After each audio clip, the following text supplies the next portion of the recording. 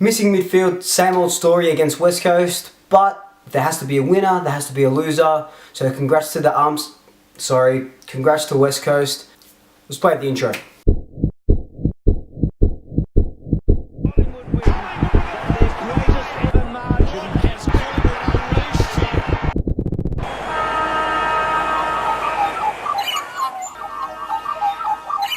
So I'm getting a bit of deja vu with last night against the last 3 times we versed the Eagles. To say they have the wood over us is an understatement. They've now become our bogey side.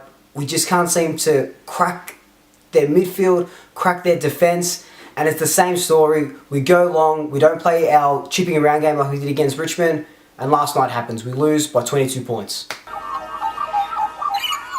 So in ways, this game played a lot like the grand final. We came out of the blocks in the first quarter, had the game on our terms, and then anything after that was Eagles, Eagles, Eagles. So our first quarter was pretty good. We controlled the flow of the game. We kicked 3 goals to their 1, Degoe kicking 2, and Cox kicked a nice goal.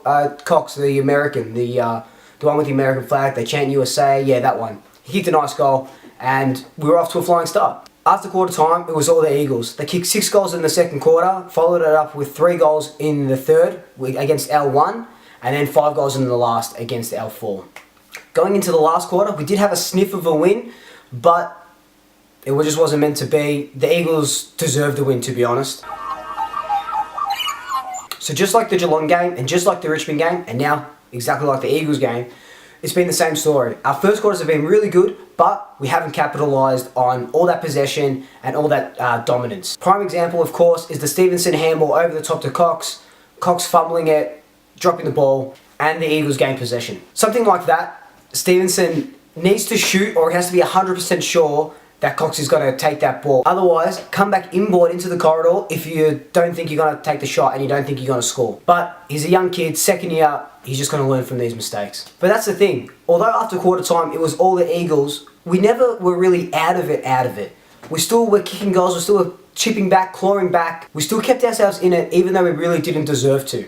And I think that's a credit to the boys. Although they didn't play their best game, definitely wasn't their worst, and we are up there, we're just not of that caliber just yet. Including this game, the Eagles have beaten us 4 on the trot, 3 of those 4 at the MCG. For a place that they never really liked, they are just dominating us there now. We seem to, when we play them, don't change our game plan around a lot. It wasn't like the Richmond where we were chipping it, it was kind of like the Geelong game, trying to go long down, and we learned from the grand final, well, we should have learned from the grand final, we should have learned from the semi-final, that if you go long, McGovern's going to intercept mark. All they do is intercept mark these guys, and if you're going to kick long, it's going to be 50-50. Sure, Cox is 211 centimetres, or however tall he is. He's not going to mark it all the time. Neither is Degoe, so there's no point putting it up there just in the hopes. I saw someone on Twitter say this, but I can't remember who it was, but if it was you, let me know, that Geelong and West Coast beat us because they changed their game plan to counteract ours. We only beat Richmond because Richmond didn't change their game plan. And that kind of makes sense, you know. West Coast saw how we were setting up against Richmond, saw that we were chipping it around. They blocked off those paths and made us kick long, which is exactly what they wanted us to do. We've got to come up with a plan B. There's no point playing something that, yeah, it works for 15 of the 17 competing teams, but for a couple it doesn't work. We need that plan. We need that plan B. Our plan can't be to just kick it up in hopes that someone big marks it. On paper, or the AFL app, which you can see somewhere around here, we dominated pretty much every aspect of the game. Grundy had a great game, but it seems like his hitouts were not that they weren't going to our advantage. Our midfield was just caught sleeping, caught napping, and either Eagles just pounced on it and set themselves up for a win, partly in large to Gaff's 35 disposals and Shuey playing another great game. And although you can't blame the loss on anyone but yourselves, it would be remiss of me not to mention the umpiring. I know, oh, Collingwood supporter, umpires, finding an excuse. It's not an excuse. Some of the decisions we weren't getting or that Eagles got, just dumb. Just absolutely dumb. Yeah, we won the free kick count 28-20, but I noticed that we were getting a lot of free kicks in marking contests where we mark the ball already and then they pay the free kick for holding or for, too high, or so that we weren't getting free kicks to our advantage, but, Eagles getting all those 50s. But it's not the umpires as much as it was us.